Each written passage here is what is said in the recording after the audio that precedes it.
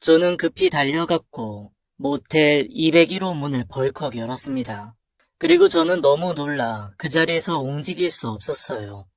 그 안에는 다름 아닌 제 아내가 있었습니다. 머리는 헝클어진 채 옷 단추도 뜯어지고 겁에 질려 웅크린 모습의 아내는 절 보고 얼른 고개를 돌리더군요. 왜 아내는 이 시간에 낯선 모텔방 안에 있는 걸까요?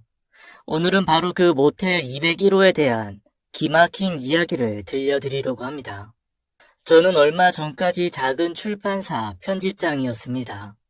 대학 졸업하고 선배가 있던 출판사에서 일을 배우기 시작한 것이 벌써 20년 전이네요. 어릴 적부터 책을 너무 좋아해서 평생 책에 파묻혀 살고 싶다는 꿈이 있었기에 비록 대기업에 다니는 친구들이나 전문직 친구들보다는 박봉이었지만 다양한 서적을 기획하고 출판하는 작은 출판사에 입사를 했습니다. 저는 누구보다 열심히 일을 했고 운도 잘 따라줘서 출판한 책들에 대한 반응도 좋았어요. 그런 저의 일에 아내의 내조도 한몫했습니다. 출판을 하는 날이면 서점들을 돌면서 반응도 살피고 잘 보이는 곳에 책을 놓아달라고 서점 직원에게 음료수도 돌리곤 했거든요. 여보, 이번 책 반응이 너무 좋던데? 1시간쯤 있었는데 3명이나 당신 책을 찾더라고. 내 친구도 그 책 사러 갔는데 다 팔렸다고 나중에 오라고 하더래. 다행이네. 그렇지 않아도 서점에서 부스를 더 늘려서 보내달라고 오더가 더 들어와서 지금 다시 인쇄 들어갔어. 와, 이러다 베스트셀러 되는 거 아니야? 남들처럼 좋은 옷, 좋은 화장품 한번 사서 쓰지 못하는 살림이었지만 아내는 제가 하는 일을 항상 응원해 주었고 저는 그런 아내를 보며 힘을 낼 수 있었습니다. 참 착하고 고마운 사람이었지요. 그러나 시대는 바뀌어 가고 컴퓨터가 발달을 하면서 사람들이 책에서 멀어지기 시작하더군요. 어느새 출판업은 하향 산업이 되어가기 시작했고 저희 출판사도 점점 힘들어지기 시작했습니다. 최저 수량인 3,000부를 찍었는데도 팔리는 숫자는 현저히 줄어들었고 제작비와 인쇄비까지 밀리면서 여기저기서 독촉 전화가 오기 시작했고 월급도 제때 들어오기가 힘들었어요. 하지만 누구보다 사정을 잘 아는 제가 뭐라고 할 수 있는 상황은 아니라 가지고 있던 돈으로 아내에게 생활비를 먼저 주곤 했습니다. 누구보다 책에 대한 애정이 있었던 저는 조금만 버티면 독자들이 다시 돌아올 거라고 했지만 이미 다른 출판사들은 모두 모바일 전용 전자책으로 사업 방향을 돌리기 시작했던 시기였습니다. 편집장님 죄송합니다. 오랫동안 함께 해주셨는데 이렇게 나가시게 해서 너무 죄송합니다. 그렇게 해서 저는 출판사에서 권고사직을 당했습니다. 저같이 책을 들여다보던 세대보다는 트렌드를 아는 젊은 직원들이 필요한 시기였으니까요. 20년 넘게 몸바쳐 일해온 회사이지만 회사의 입장에서도 어쩔 수 없었다는 것을 너무나 잘 알아서 더는 버틸 수 없었습니다. 그럼에도 아내와 딸 생각을 하니 뭐라고 이야기해야 할지 압이 캄캄하더군요. 무엇보다 지금 우리 딸 아이가 고등학교 2학년입니다. 한참 신경 써야 할 때이고 무엇보다 여러 가지로 뒷바라지를 잘 해줘야 할 시기에 실직을 하게 되다니요. 학원비를 어떻게 감당해야 할지, 대학 학비는 또 어떻게 해야 할지, 아빠가 실직자라는 걸 알게 되면 고2인 딸이 받을 충격이 클 것 같아 걱정이 되었습니다. 게다가 아내는 어떻게 하고요. 한 푼 두 푼 아껴 3년 전에 겨우 구입한 아파트는 대출금 갚느라 힘들어하는 걸 누구보다 잘 아는 저인데 그런 아내에게 제가 회사를 그만두었다는 말을 어떻게 해야 할지 난감했습니다. 혜지 엄마한테는 말 못하겠어. 그럼 어떻게 하려고? 어차피 알게 될걸. 일단 뭐라도 다른 일을 찾아보고 그 다음에 이야기해야 할 것 같아. 어디 알아보는 곳은 있어? 다른 출판사나? 다른 곳도 다 마찬가지야. 출판사들 다들 힘들어서 사람 더 뽑는 건 상상도 못해. 게다가 나같이 나이 50 다 된 사람을 뭐하러 뽑겠어. 요즘 젊은 친구들이 전자책은 훨씬 잘하는데. 하긴 그렇겠네. 우리 애들만 해도 다들 핸드폰으로 책 보더라고. 그래서 도대체 뭘 하려고? 그냥 치킨집이나 할까 하고. 퇴직금 받은 거 가지고 따져보니 그 정도는 시작할 수 있겠더라고. 뭐? 치킨집 같은 소리 한다. 야, 너 장사가 얼마나 어려운데. 그러다 그나마 있던 퇴직금 싹 날린다고. 내가 아는 사람도 퇴직금 받은 걸로 치킨집 시작했다가 몽땅 날리고 지금 이혼한다고 난리야. 친구는 치킨집 이야기에 펄쩍 뛰었고 그 소리를 들으니 저도 겁이 났습니다. 그럼 어쩌냐. 이 나이에 남의 밑에 들어가서 일하기도 힘들 것 같고. 당연하지. 게다가 너같이 책만 들여다본 사람을 누가 쓰겠냐? 그렇겠지. 답답하다. 대출금도 그렇고 또 우리 혜지 학원비도 한 달에 얼마가 나가는데. 그래도 일단 창업은 아니야. 이 퇴직금은 건드리지 마. 친구의 말에 전 퇴직금은 은행에 정기 예금으로 묶어두기로 하고 대신 이것저것 일자리를 알아보기로 했습니다. 뉴스에서는 사람 구하기가 힘들다고들 들었지만 막상 제가 일자리를 구하려고 하니 마땅한 일 찾는 게 정말 쉽지 않더군요.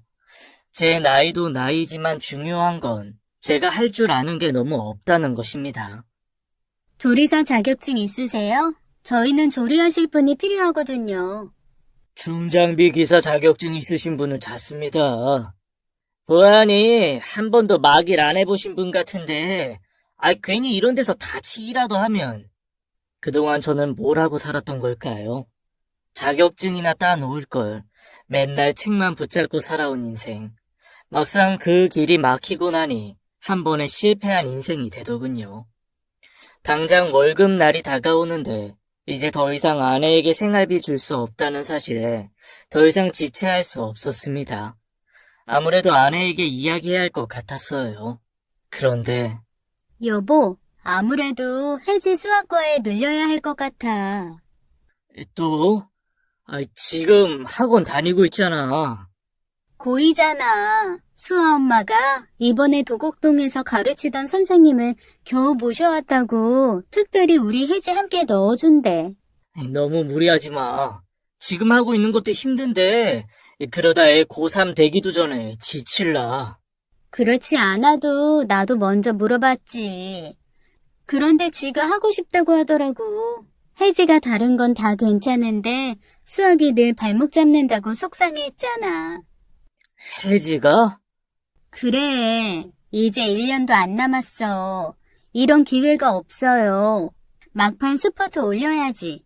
그래서 과외비가 얼만데? 일주일에 2번씩 100만 원. 뭐? 아니, 뭐가 그렇게 비싸?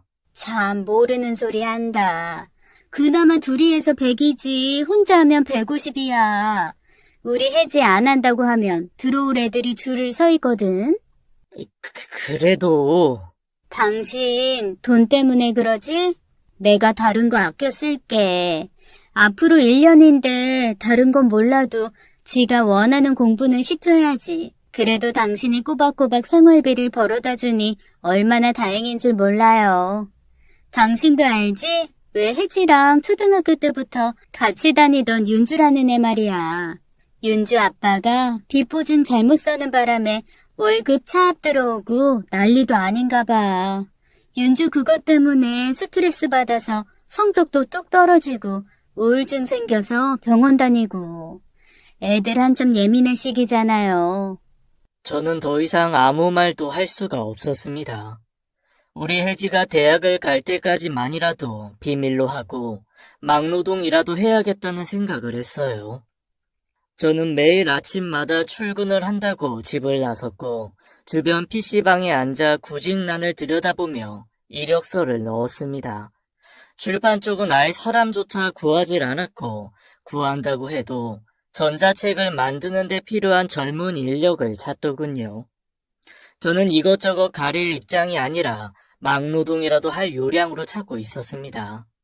그러다 우연히 편의점 물류 창고에서 사람을 뽑는다는 광고를 보고 지원을 하게 되었고, 운 좋게 바로 다음 날부터 출근을 해도 좋다는 연락을 받았지요. 도착하니 20대부터 50대까지 다양한 사람들이 줄을 서 있더군요. 첫날이어서인지 저는 박스 접는 일을 했는데 그렇게 어렵지는 않았습니다. 매일 책만 보다가 처음으로 몸을 쓰는 단순 노동을 해보니 오히려 잡생각이 없어졌어요. 하지만 나이는 어쩔 수 없었던 것 같습니다. 왜 이렇게 끙끙 앓아요? 몸 안 좋아요? 아니, 내가 알았어? 온몸에 식은땀을 흘리고 끙끙 앓더라고. 당신 몸이 허한가? 아니야.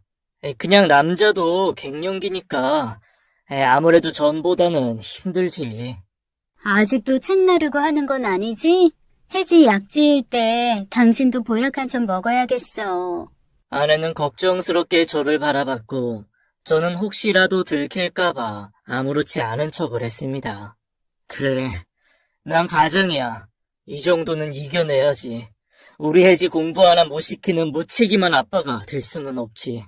어릴 적 한량같이 노는 걸 좋아하던 아버지 때문에 늘 혼자 고생하는 엄마를 보며 저는 절대 저렇게 살지 말아야겠다는 결심을 했었거든요. 다른 건 몰라도 자식 눈에 무책임한 아빠로 비춰지긴 싫었으니까요. 다양한 사람들이 모여 있었지만 다들 돈을 벌겠다는 의지만은 같았고 무엇보다 젊은 청년들이 열심히 일하는 모습에 더 열심히 하게 되었습니다. 손에 조금씩 익어가고 나름 꼼꼼하다고 칭찬을 받던 어느 날이었어요. 함께 일을 하던 청년 하나가 출근을 하지 않았고 저는 추가 수당을 받기 위해 그 청년 자리에 잔업을 신청했습니다. 그런 제 의욕이 정말 과한 것일까요? 무거운 생수 꾸러미를 들어 옮기다 그만 허리를 삐끗했고 그 자리에서 움직이질 못하겠더군요. 괜찮으세요, 아저씨? 곁에 있던 직원의 도움을 받아 휴식을 취한 뒤 일을 끝내지 못하고 병원으로 향했습니다. 뼈는 문제가 없었지만 인대가 늘어나고 디스크 증상이 있으니 당분간 무거운 짐을 드는 일은 하지 말라고 하더군요. 겨우 자리 잡았나 했는데 다시 저는 실직자가 되었습니다. 그러게 이제 나이도 있으니 책 들지 말라고 했잖아. 젊은 직원들 많은데 왜 당신이 나서길? 이 나이에 허리 다치면 평생 고생하는 거 몰라요? 아, 진짜 속상해서. 안타까워하는 아내는 제가 출판사에서 책을 들다 허리를 다친 줄만 알았고 저는 아내의 성화에 하는 수 없이 한의원으로 갔습니다. 이왕 이렇게 온 김에 당신 보약 한 재 짓자. 됐어. 침만 맞고 갈 거야. 보약은 무슨. 저는 아내의 권유를 마다하고 한의원에서 침만 맞고 나왔습니다. 나이 생각을 해야지. 이러다 쫓겨나면 받아주는 것도 없다고. 아참, 그러고 보니 이번 달 생활비 안 들어왔던데. 맞다. 내가 깜빡했네. 집에 가서 넣어줄게. 솔직히 알고 있었지만 좀 모자라서 빌리려고 하는 중이었어요. 저는 여기저기 아는 지인들의 연락처를 보면서 돈이 있을 만한 친구 찾기에 나섰습니다. 돈을 빌려보신 분이면 누구나 아시겠지만 돈 이야기하는 것이 세상 어떤 것보다 참 어렵습니다. 그래. 잘 지내지? 다른 게 아니라 뭐 하나 부탁할 게 있어서. 혹시 돈 좀... 그래. 몰랐네. 네가 이것저것 신경 쓸 게 많겠다. 그래. 어머님 얼른 나으시길 바랄게. 그렇지. 다들 주식 때문에 난리구나. 야, 이혼이 쉽냐? 괜한 생각 말고 다음에 내가 술 한잔 살게. 여기저기 어렵게 전화를 했지만 결국 이야기도 꺼내기 전 죽는 소리부터 합니다. 나뿐 아니라 다들 힘든 거겠죠. 하는 수 없이 정기 예금을 깨려고 은행으로 가던 도중에 친구 창식이한테 연락이 왔습니다. 야, 내 여기저기 돈 빌려달라고 전화한다며? 어? 아이, 누가 그래? 누가 그러긴, 에이그. 다들 마누라한테 붙잡혀서 하루하루 차비만 받아서 쓰는 애들한테 무슨 돈이 있다고? 얼마 필요한데? 됐어. 너한테는 지난번에도 내가 빌린 돈 못 갚았는데. 내가 알아서 할게. 그냥 정기예금한 거 찾으면 돼. 내가 그건 건드리지 말라고 했지? 난 지금 당장 필요한 거 아니고, 천천히 갚아도 되니까, 다른 데 손 벌리지 마. 뒤에서 쓸데없는 소리들 하고 다닌다니까. 친구 창식이는 고등학교 동창입니다. 공부는 좀 못했지만, 워낙 의리가 있는 친구였죠. 창식이는 바로 입금을 해주었고, 그 덕에 아내에게 일단 생활비를 줄 수 있었습니다. 그러나 다음 달도 이렇게 할 수는 없었기에 저는 더 열심히 일을 찾았어요. 그러던 중 구인 광고에서 우연히 제가 할 만한 일을 찾게 되었습니다. 집에서도 많이 멀지 않은 곳에 있는 모텔이었는데 청소와 관리 업무를 하는 것이었습니다. 모텔은 객실도 100여 개가 넘었고 나름 깨끗하게 관리되고 있는 제법 큰 곳이었어요. 어차피 객실은 아주머니 한 분 맡아서 청소를 하고 계십니다. 객실에서 나오는 쓰레기 정리하시고 복도 청소해 주시면 돼요. 어려운 일은 아니지만 손님들에게 불편함 없도록 주의해 주세요. 예, 열심히 하겠습니다. 사장은 내 또래로 보였어요. 제 나이에 이렇게 큰 모텔 경영하는 사장을 보니 새삼 제 자신이 초라해 보이더군요. 열심히 살았다고 생각했는데 왜 지금 이러고 있는지 저도 이해가 되질 않았으니까요. 하지만 어렵게 구한 일자리인 만큼 이번에는 꼭 끝까지 버텨야 합니다. 참, 한 가지 주의하실 게 있습니다. 2층 맨 끝방인 201호는 절대 열면 안 됩니다. 아, 예. 명심하겠습니다. 궁금하긴 했지만 창고처럼 쓰이나 생각을 해서 더는 묻지 않았습니다. 주어진 일만 열심히 하면 되는 거니까요. 그렇게 저는 그 모텔에서 일을 시작하게 되었습니다. 월급도 생각보다 많았고 몸을 크게 쓰는 것도 없어 어렵지 않을 것 같았죠. 이곳에 오시는 고객들은 누구의 방해받지 않고 휴식을 취하러 오시는 겁니다. 그러니 저희가 해야 할 일은 최대한 그분들이 편히 쉴 수 있도록 그분들의 프라이버시를 최대한 지켜드리는 것입니다. 봐도 모르는 척, 들어도 못 들은 척 해주시고 어떠한 순간에도 고객에 대한 비밀을 외부로 발설해서는 안 됩니다. 대부분의 도시 외곽에 있는 모텔들이 그렇듯이 이곳은 가족들이 오는 경우는 드물었고 주로 연인들의 데이트 장소로 활용이 되는 것 같더군요. 예전에 아내와 차를 타고 지나가면서 우스갯소리를 한 것이 기억이 납니다. 우리도 저런 모텔에서 하루 자고 갈까? 돈 아깝게 집 놔두고 왜 이런 모텔에서 자? 내 친구가 그러는데 가끔 이런 모텔에서 자면 신혼으로 돌아간 기분 든대. 그 돈 있으면 해지 고기를 사 먹이겠다. 그렇게 웃고 지나가던 곳이었는데 설마 제가 이렇게 와서 일을 하게 될 줄은 정말 몰랐습니다. 씁쓸한 기분이었지만 지금 그런 기분 따위를 챙길 때가 아니지요. 가장으로서의 책임감, 전 그것만 생각하려고 합니다. 그곳에는 청소를 해주는 아줌마와 막내라고 불리는 20대 후반의 청년이 일을 하고 있었습니다. 그 청년은 이것저것 못 고치는 것이 없는 기술자였어요. 수도, 전기에 문제가 생기거나 TV가 나오지 않았을 때에도 모든 걸 다 해결하는 우리 동네 혼방장 같은 청년이었습니다. 저는 망치질을 한 번도 제대로 못 해봤는데 척척 해결해내는 걸 보니 대단하게만 느껴지더군요. 아줌마는 60이 훌쩍 넘어 보이셨지만 무거운 침대 매트리스를 혼자 번쩍 들고 커버를 씌울 정도로 힘이 좋아 보였습니다. 100개가 넘는 객실 청소를 혼자 다 하셨는데 번개같이 빨랐습니다. 힘 안 드세요? 힘 안 드는 일이 어딨어요. 먹고 살려고 하는 거지.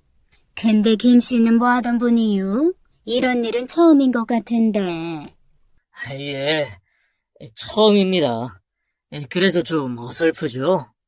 뭐 처음에야 다 그렇지.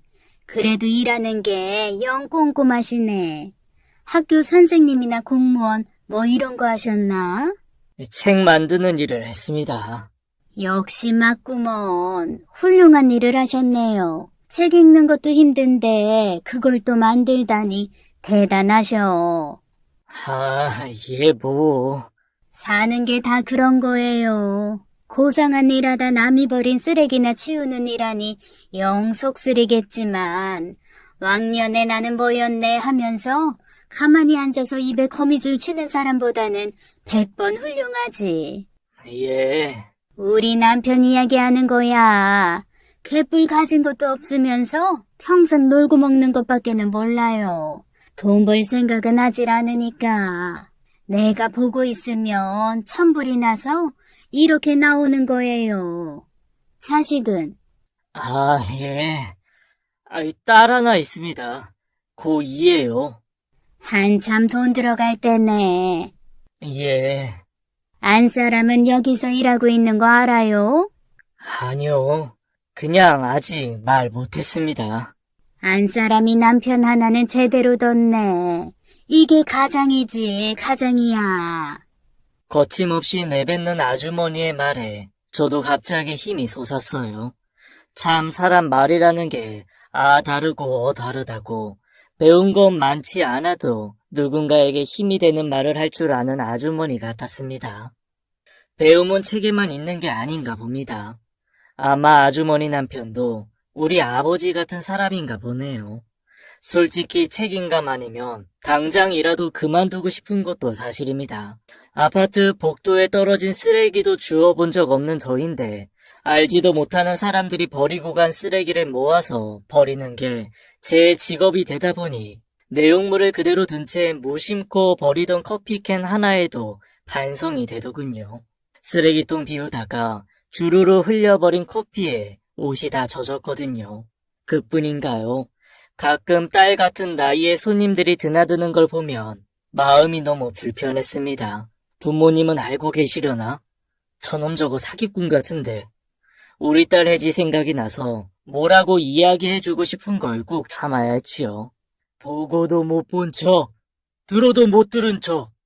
사장님의 이야기가 생각이 나서 저는 그걸 모른 척 지나가야 하는 것 자체가 너무 힘들었습니다. 그런 상황을 제외하고는 일은 할 만했습니다. 함께 일하는 아주머니도 청년도 좋은 사람 같았고요. 두 눈 꽉 감고 혜지 대학 갈 때까지만 버티자 하는 마음이었어요. 그러던 어느 날이었습니다. 점심때가 조금 지나서일까요? 아내에게 전화가 왔습니다. 여보, 웬일이야 이 시간에? 웬일이긴. 남편한테 전화하는데 시간 따져야 돼? 아니, 그건 아니고. 전화 안 하던 사람이 전화하니까. 점심은 먹었어? 그럼 먹었지. 뭐 먹었어?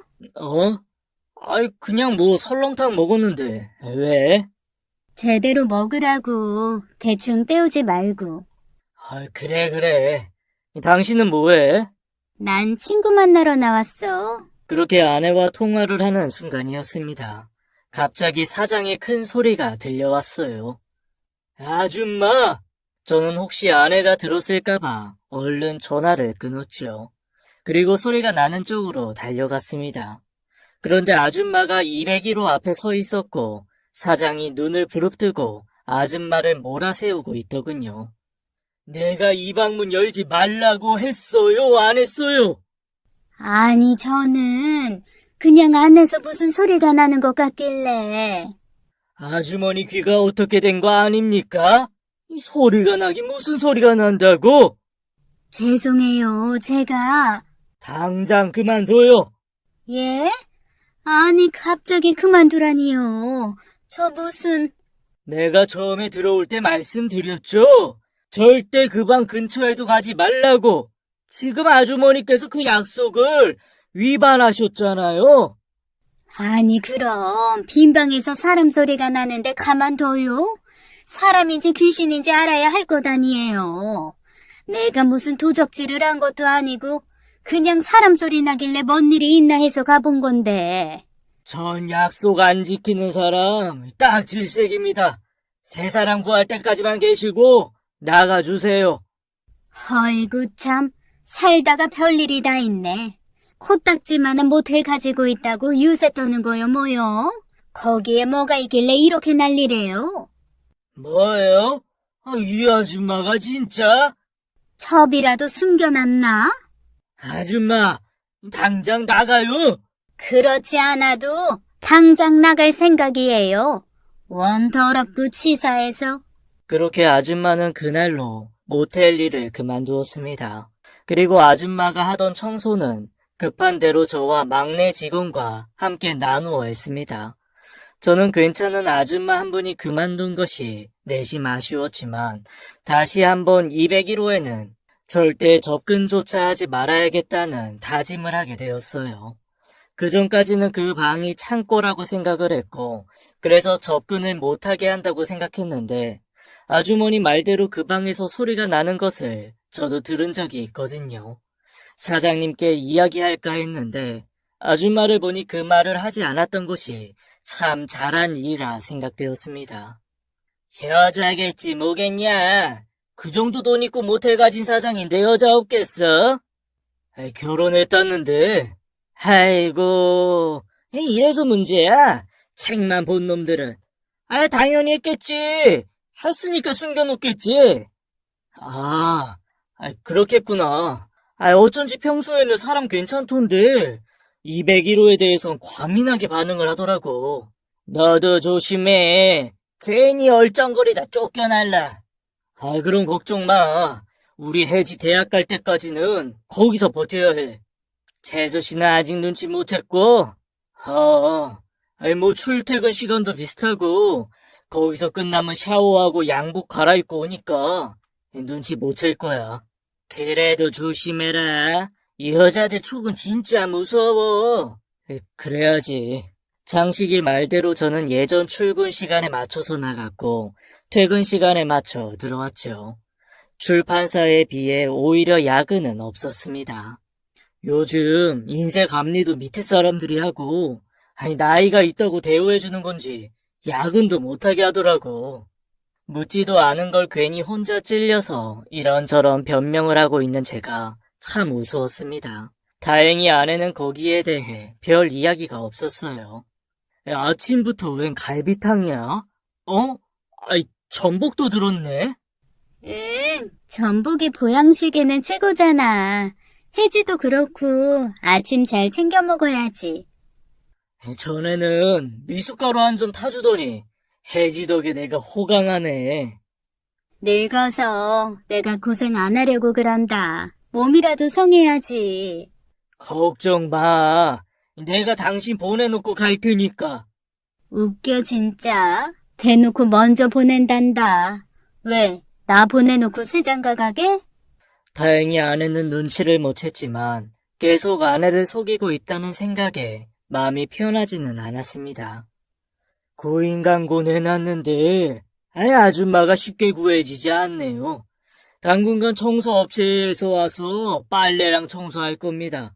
그래도 커버 씌우고 정리하는 일을 좀 도와주셔야 할 것 같아요. 예, 사장님. 참, 그리고 이따가 마트에 가셔서 복숭아 좀 사다 주세요. 예? 복숭아요? 제가 오늘 세무서 다녀와야 하는데 늦으면 마트가 문을 닫거든요. 사장이 갑자기 복숭아를 사오라고 해서 저는 좀 당황했는데 갑자기 그때 아줌마 말이 기억이 났습니다. 갑자기 복숭아를 사오라는 거야. 복숭아 철도 아닌데.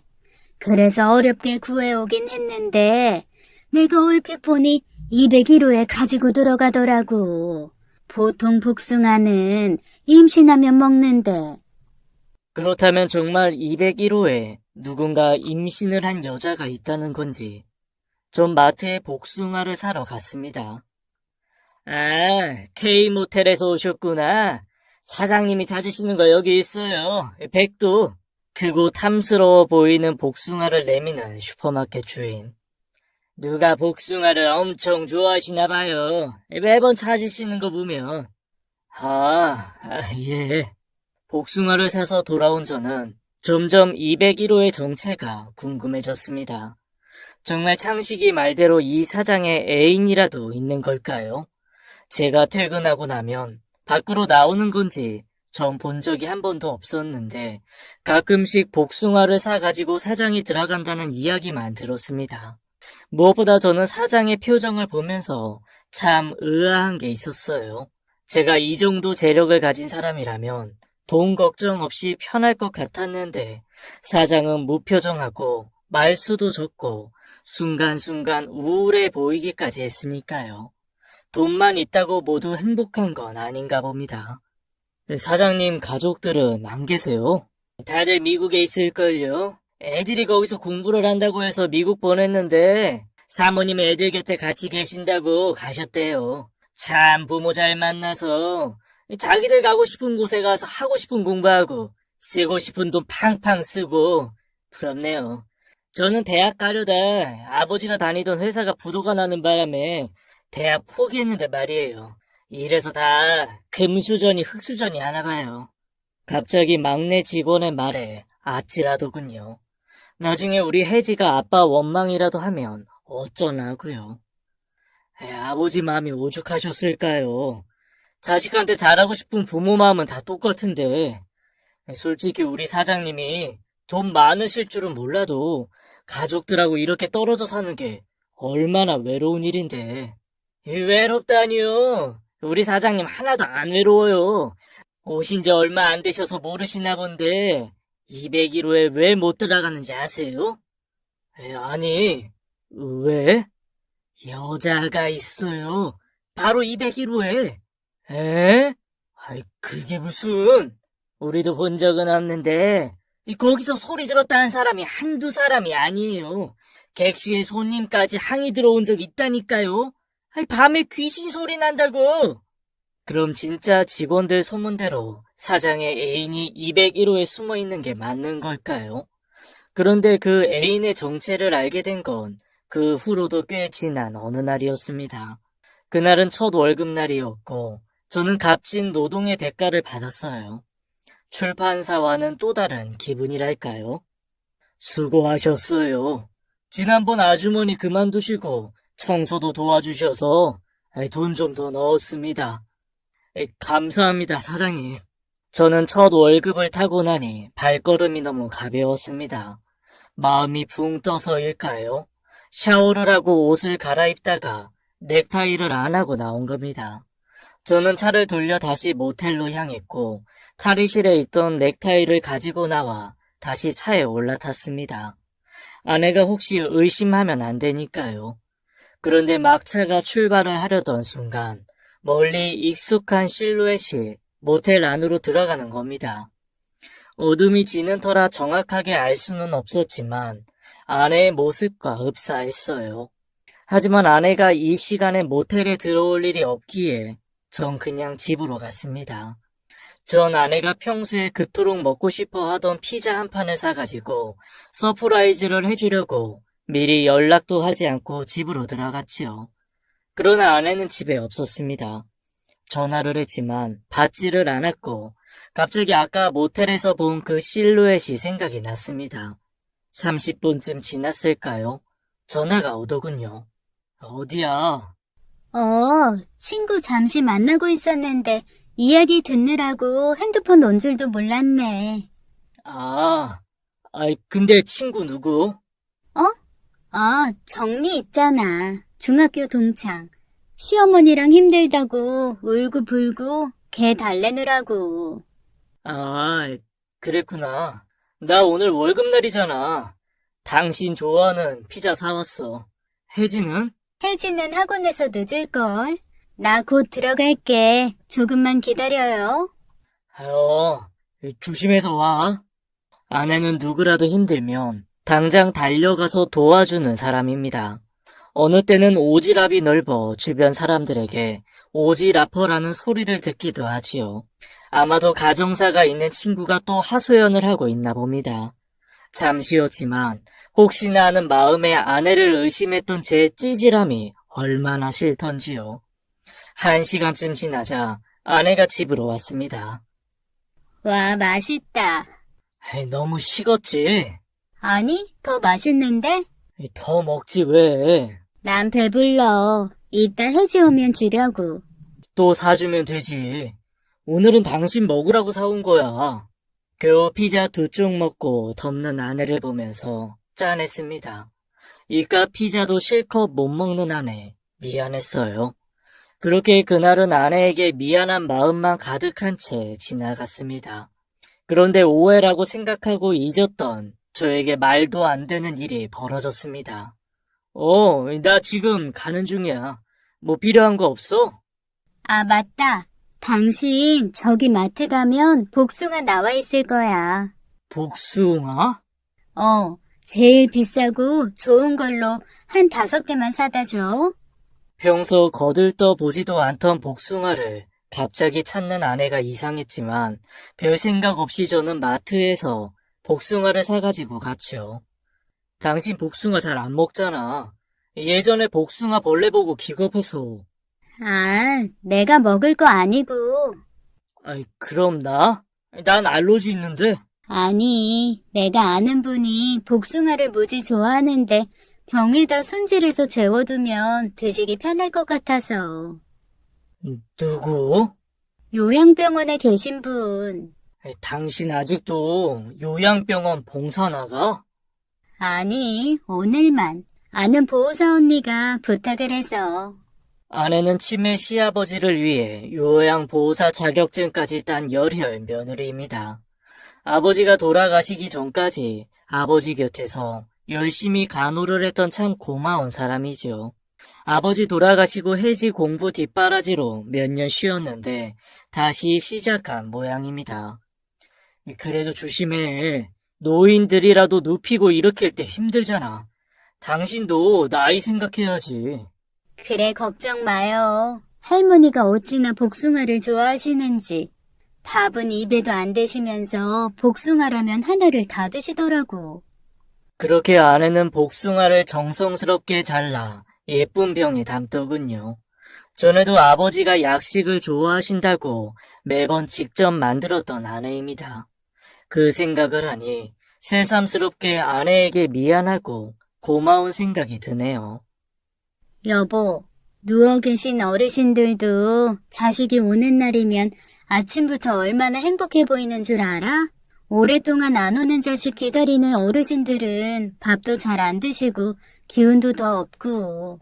다들 젊은 시절에는 사회에서 열심히 살던 분들인데 우리 미래를 보는 것 같아서 난 짠해.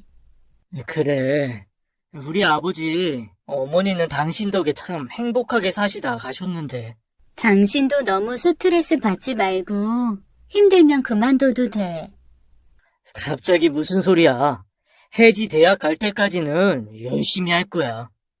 참 착한 아내입니다. 저는 그런 아내를 보며 더 열심히 일을 해야겠다는 생각을 했어요. 그로부터 3일이 지난 어느 날입니다. 참, 사장님이 출근하시면 방으로 좀 오라고 하시던데요. 그날 제가 그 사장님 방에만 들어가지 않았어도 후회할 일이 생기지 않았을 겁니다. 사장님 방은 모텔방 2개 크기였고 한쪽에서는 사물을 보고 한쪽에는 침실이 있었어요. 저 부르셨습니까, 사장님? 예, 앉으세요. 저는 속으로 또 그만두라고 하면 어쩌나 걱정이 되었습니다. 그동안 일하시는 것 보니 꼼꼼하시고 책임감 있게 해주시더군요. 말도 없으시고. 사실 제가 그동안 여러 사람 써봤지만 항상 문제는 남 일에 신경 쓰고 간섭해서 생기는 일이라. 지난번 아주머님도 일도 잘하시고 성실하신 분이지만 제가 아주 싫어하는 행동을 해서 내보낼 수밖에 없었습니다. 저는 사장이 왜 이렇게 장황하게 설명을 하나 궁금했습니다. 그런데 확실히 다르시더군요. 말씀도 없으시고 약속도 잘 지키시고. 그래서 말인데요. 앞으로 여자분 한 분이 올 겁니다. 봐도 못 본 척 지나가 주시고 아무것도 묻지 말아주세요. 예, 어떤 룸을 열어놓을까요? 신경 안 쓰셔도 됩니다. 201호로 방문할 겁니다. 예? 201호라고 말씀하셨나요? 예, 맞습니다. 약속 지켜주실 거란 믿습니다. 예, 사장님. 인사를 하고 사장님 방에 밖으로 나오려는 그 순간, 제 눈에 들어온 무언가가 있었어요. 그리고 저는 잠시 제 눈을 의심했습니다. 그건 며칠 전 아내가 복숭아를 설탕에 절여 놓았던 바로 그 유리병이었으니까요. 그게 왜 여기에 있는 건지 전 알 수가 없었지만 분명 아내가 묶어놓은 핑크 리본까지 같은 것이었습니다. 그 순간 저는 머릿속이 하얘졌습니다. 그때 잠시 보았던 실루엣이 정말 아내였던 것일까요? 방을 나와서 전 혼란스러움에 일에 손이 잡히지 않았어요. 뭐래요, 사장님이? 저는 막내 청년이 이야기하는 것도 듣지 못했습니다. 아저씨, 왜요? 혹시 그만두래요? 어? 아니, 그게 아니라, 어떤 분이 오신다고, 201호에. 그럼 그 여잔가? 어제 왔던? 어제 누가 왔었어? 예, 어제 아저씨 퇴근하고 제가 핸드폰을 두고 가는 바람에 다시 들어갔는데 어떤 여자가 사장실로 들어가더라고요. 그래? 저하고 눈이 마주치자 그 여자 얼마나 놀라던지. 그 사장 좋아하는 복숭아까지 가지고 나이도 꽤 있어 보이던데 참 한심해요. 복숭아?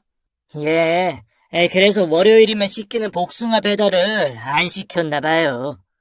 그 여자분 얼굴 봤어요? 뭐 자세히는 못 봤지만 마흔은 넘어 보이던데. 전 손이 부들부들 떨렸습니다. 복숭아를 들고 온 아내의 모습이 상상이 되었고 저에게 분명 요양병원 노인을 위한 것이라고 거짓말까지 한 아내에게 배신감이 차올랐습니다. 그러고 보니 어제도 봉사 간다고 했었던 것 같았는데 확실치 않은 제 예상은 집에 와서 확실해졌습니다. 여보, 나 다시 봉사 다니기로 했어. 봉사? 어디로? 응, 서울 외곽에 있는 요양병원인데 지난번 요양병원 원장님 소개로. 몸도 힘들고 혜지도 돌봐야 하는데 뭐하러 다시 시작을 해? 아니야, 오히려 혜지가 학원서 공부하니까 시간도 많고 저녁 전에는 오니까 혜지에게 지장도 없어. 설마 했는데 정말 아내가 맞는 걸까요? 제가 그동안 아내를 너무 몰랐던 걸까요? 심장이 두근거리고 이 상황을 어떻게 넘어가야 할지 모르겠습니다. 아내는 누가 봐도 현모양처입니다. 부잣집에서 자랐지만 그런 티를 내지 않았고 결혼해서는 누구보다 알뜰하고 야무진 여자였어요. 오랫동안 시어머님 병수발을 했고 시어머님 보낼 때도 가장 많이 운 사람이 제가 아닌 아내였으니까요. 아이에게도 큰소리 한 번 낸 적 없이 온화하고 지혜로웠으며 저의 아침을 한 번도 놓친 적 없이 챙겨주던 여자입니다. 그렇게 완벽한 아내이기에 저는 항상 아내에게 고마웠고 힘든 결혼 생활을 한 아내에게 미안했습니다. 그런데 아내가 다른 남자와 만나고 있다니요. 게다가 저랑은 비교도 안 되고 돈 많고 능력 있는 사장과 너무 머리가 혼란스러웠습니다. 그러고 보니 가끔씩 큰 돈이 생겼다면서 돈을 내놓던 아내가 생각납니다. 주식 팔았어. 상하가 치길래. 종목이 무엇인지 알려주지도 않은 채 아내는 목돈을 벌었다면서 혜지에게 돈을 보내더군요. 저만 가만히 있으면 혜지도 걱정하지 않고 유학 생활을 할 수 있는 걸까요? 아내도 더 이상 돈 때문에 힘들어하지 않고 결혼 전 친했던 부잣집 친구들도 만날 수 있는 걸까요? 말도 안 되는 상상을 하면서 저 혼자 괴로워하고 있었지만 아내가 저에게 하는 태도는 하나도 변한 게 없었습니다. 힘들지, 여보? 내가 목욕물 받아놓을게. 당신 봉사 계속하고 있는 거지? 응, 왜? 아니, 어떤 사람이 당신을 봤다고 해서. 날 봤대? 어디서? 그게 뭐 어디라더라? 양평? 아내의 눈빛이 잠시 흔들리는 걸 보았습니다. 혹시 양평에 간 적 있어? 아니, 양평은 갑자기 무슨, 누가 그래? 진짜 안 갔어? 그때 봉사 간다고 하던 그날. 갑자기 아내는 정색을 했습니다. 안 갔다니까. 아내가 갑자기 버럭 화를 내더군요. 그래서 당신 그렇게 뻣뻣하게 군 거야? 내가 뭘? 참 다른 나라고 다르다 생각했지. 내가 봉사 안 가고 양평 가서 딴짓이라도 했다고 생각한 거냐고. 아니, 그리고 복숭아. 그때 갑자기 아내는 어딘가 전화를 하더군요. 그러더니 스피커폰으로 전환을 시키고는 언니, 누가 우리 봉사하는 날 나를 양평에서 봤다고 했대. 뭐? 누가? 나랑 봉사했는데 누가 널 봐? 이 사람이 나를 의심하는데 남의 말만 듣고. 하여튼 누가 남의 집에 분란을 일으키려고 또 시작이구만. 제부, 정주 저랑 같이 요양병원에서 할머니 똥기저귀 빨고 있었거든요. 저는 갑자기 민망했습니다. 아, 예. 의심할 사람을 의심해야지. 정주가 어떤 애인 줄 누구보다 잘 아는 사람이. 의심한 거 아닙니다. 그냥 물어본 건데. 그렇게 아내 선배와의 전화는 끝이 났습니다. 뭘 또 선배한테까지 전화를 하고 그래. 난 그냥 누가 봤다길래 그냥 물어본 건데. 내가 당신을 몰라? 눈동자 흔들리면서 눈도 못 마주치고 내가 바람이라도 필까봐? 그래, 당신 바람 필까봐. 돈 많은 남자 만나서. 애초에 그랬으면 당신같이 촌스럽고 가난한 사람하고 결혼을 안 했지. 미안해.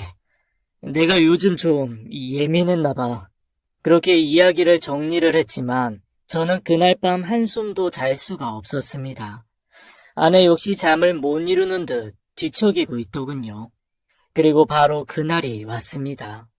모텔에 도착한 저는 다른 날과 다름없이 객실 청소 상태를 점검했고 복도에 있는 쓰레기들을 수거했습니다.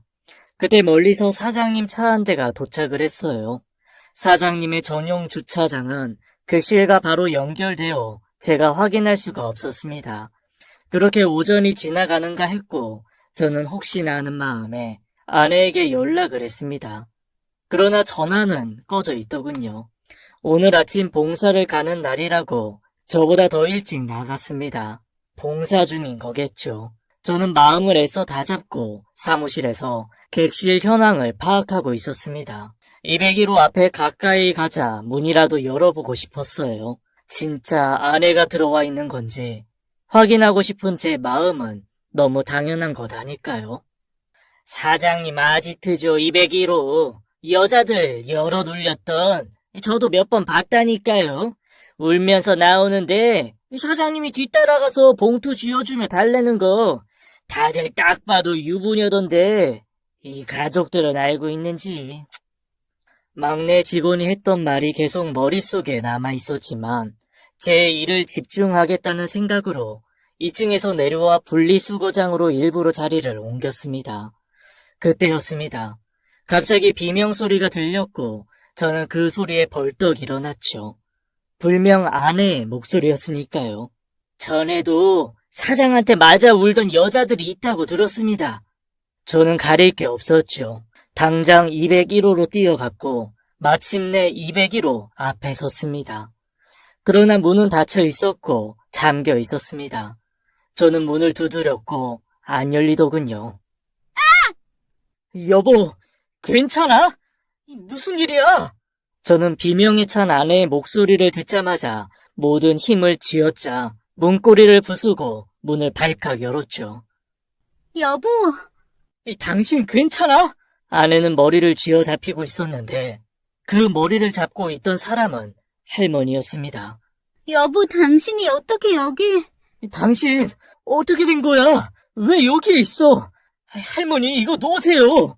저는 할머니를 강하게 떼어냈고 아내는 오히려 할머니가 넘어질까봐 손으로 보호했습니다. 도대체 어떻게 된 거냐고.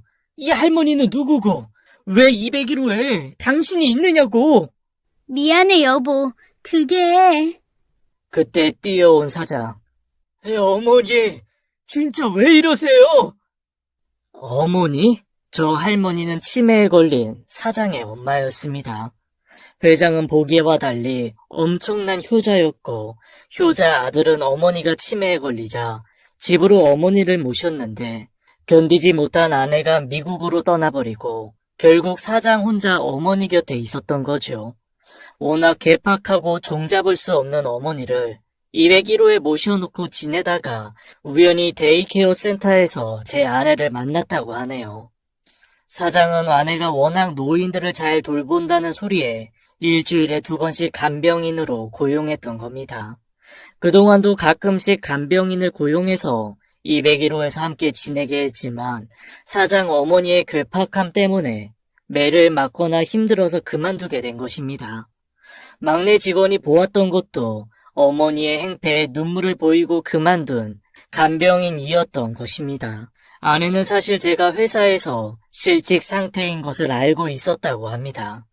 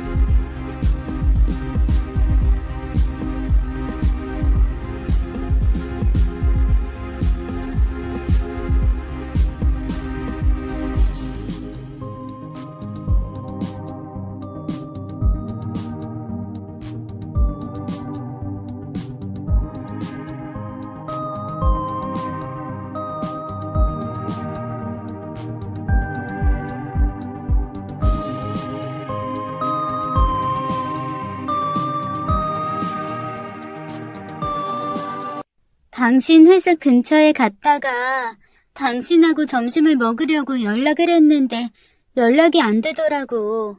그냥 돌아오려 했는데 그때 함께 일했던 직원을 만난 거예요. 사모님, 오랜만에 뵈어요. 편집장님 잘 지내시죠? 그렇게 아내는 제가 권고사직으로 그만두게 된 것을 알게 되었고, 나의 점심을 걱정하며 전화를 했던 날이 바로 그날이었답니다. 내가 허리를 다친 것도 제 통장에 찍힌 물류센터 급여를 보고 알게 되고, 그래서 자신도 다시 일을 시작해야겠다는 생각을 했다고 합니다. 그렇게 요양보호사로 근무를 시작하다 우연히 모텔 사장의 어머니를 보게 됐고, 잘 대처하는 아내를 보고 사장이 2배의 돈을 줄 테니 와달라고 요청을 했다고 합니다. 죄송합니다.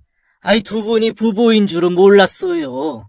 어머니가 여기 계신다는 것을 알면 모텔 영업에 지장을 줄까봐 쉬쉬한 것인데 이렇게 2분을 곤란하게 만들었네요.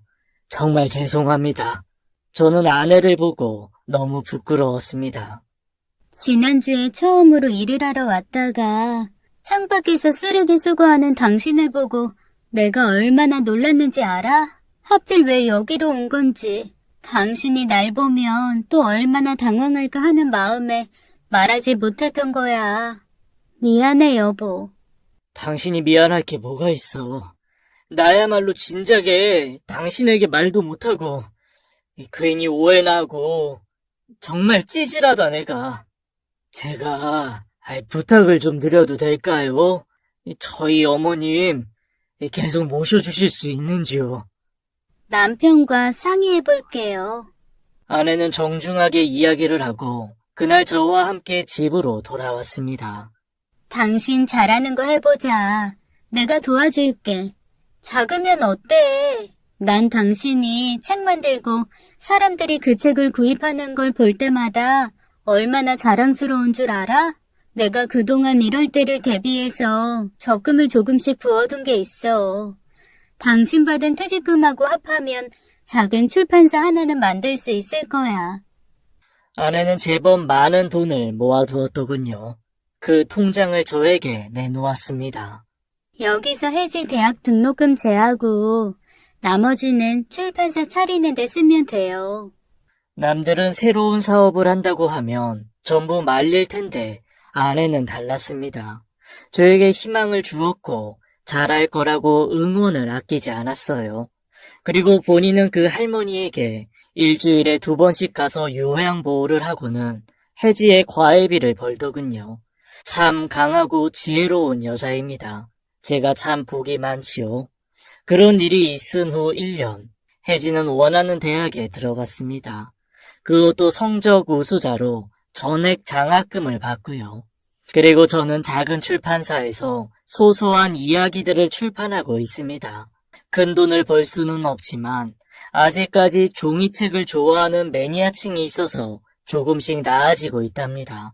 참, 그 사장님이 이번에 출간한 책을 100권이나 사주셨습니다. 남의 뒷말하기는 쉽습니다. 그러나 그 말에 책임을 질 수 없다면 함부로 꺼내서도 함부로 상상해서도 안 된다는 걸 이번에 느꼈습니다. 좋은 사람이 훨씬 많이 사는 세상,